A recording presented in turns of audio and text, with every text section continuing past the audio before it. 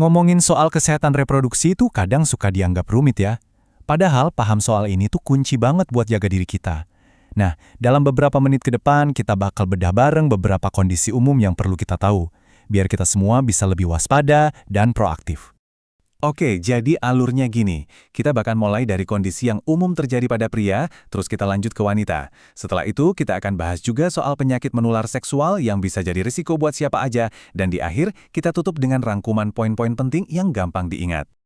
Oke, kita mulai dari yang pertama ya, kesehatan pria. Ada beberapa kondisi spesifik yang mungkin jarang dibicarain, tapi penting banget buat kita kenali gejalanya dari awal. Yuk kita lihat satu persatu. Kondisi pertama namanya varikokel. Kedengarannya asing ya, tapi coba deh bayangin varises yang biasanya ada di kaki. Nah, varises ini sebetulnya mirip pembuluh darah venanya melebar, cuma lokasinya aja yang beda, yaitu di dalam skrotum. Gejalanya sendiri lumayan jelas loh. Biasanya ditandai dengan rasa nyeri atau skrotumnya kelihatan membesar. Terus, kenapa ini penting? Karena kondisi ini ternyata bisa banget mengganggu produksi dan kualitas sperma. Ujung-ujungnya bisa berpengaruh ke kesuburan. Lanjut yang kedua, ada kriptorkismus. Ini adalah kondisi yang terjadinya pada bayi laki-laki baru lahir. Seharusnya kan, testis itu turun ke dalam skrotum sebelum lahir. Tapi dalam kasus ini, proses turunnya itu gagal, entah salah satu atau bahkan kedua testis. Tanda utamanya itu skrotumnya kelihatan kosong pas diperiksa. Dan ini bukan cuma soal penampilan ya. Kalau nggak segera ditangani dengan benar, kriptorkismus ini bisa jadi salah satu penyebab utama infertilitas di kemudian hari. Kondisi ketiga yang juga perlu kita waspadai itu epididimitis. Simpelnya, ini adalah peradangan di epididymis. Itu loh, saluran penting di belakang testis yang tugasnya nyimpen dan nyalurin sperma. Penyebabnya paling sering itu infeksi bakteri. Gejala yang paling umum dirasain itu nyeri sama bengkak. Mirip seperti varikokel yang kita bahas tadi, peradangan ini juga bisa kasih dampak negatif buat kesehatan dan fungsi sperma.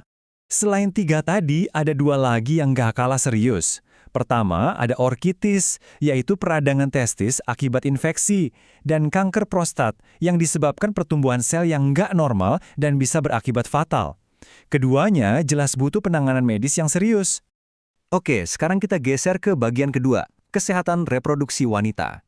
Sama seperti pria, ada juga beberapa gangguan umum yang penting banget buat dikenali gejalanya dan dipahami apa aja dampaknya. Kita mulai dari endometriosis. Ini tuh kondisi di mana jaringan yang seharusnya melapisi bagian dalam rahim, dia malah tumbuh di luar tempat semestinya. Aneh kan? Gejala utamanya khas banget, nyeri haid yang luar biasa parah, sampai bisa bikin gak berdaya. Dampaknya pun serius. Ini bisa jadi salah satu faktor utama yang menyebabkan seorang wanita sulit untuk hamil. Berikutnya, kista ovarium. Sederhananya, ini tuh kantung berisi cairan yang terbentuk di dalam atau di permukaan ovarium. Walaupun sebenarnya cukup umum terjadi, ada beberapa jenis kista yang bisa menimbulkan masalah. Gejala umumnya itu nyeri di area perut sama siklus haid yang jadi berantakan. Nah, ini penting buat diwaspadai, soalnya kista ini bisa mengganggu proses ovulasi yang jadi inti dari siklus reproduksi. Lanjut ya, ada yang namanya mioma. Penting banget nih buat dicatat. Mioma ini tumor jinak, artinya bukan kanker. Tumbuhnya itu di dinding rahim. Ciri utamanya itu perdarahan yang banyak banget atau berlangsung lebih lama dari biasanya pas menstruasi. Walaupun jinak, dampaknya bisa lumayan signifikan, terutama karena bisa memicu komplikasi selama masa kehamilan. Dua hal penting lainnya adalah kanker serviks yang seringkali dipicu oleh infeksi HPV dan bisa berakibat fatal, serta berbagai gangguan menstruasi. Gangguan menstruasi ini, yang biasanya disebabkan hormon gak seimbang, bisa jadi penanda adanya masalah reproduksi yang lebih luas. Sip, kita sampai di bagian ketiga, dan topik ini berlaku buat semua orang, tanpa terkecuali. Penyakit menular seksual atau PMS adalah risiko yang perlu kita semua waspadai. Yuk kita lihat 3 contoh utamanya. Ada sifilis dan gonore. Keduanya infeksi bakteri yang kalau dibiarkan bisa menyebabkan kerusakan organ permanen atau bahkan infertilitas. Terus ada HIV atau AIDS. Ini infeksi virus yang secara fatal melemahkan sistem kekebalan tubuh kita. Oh iya, ada satu lagi yang perlu ditambahkan, yaitu herpes genitalis. Ini infeksi virus yang akan ada di tubuh seumur hidup dan bisa menyebabkan luka lepuh yang menyakitkan dan sering kambuh. Oke, kita udah bahas lumayan banyak hal ya, biar informasinya nggak hilang gitu aja.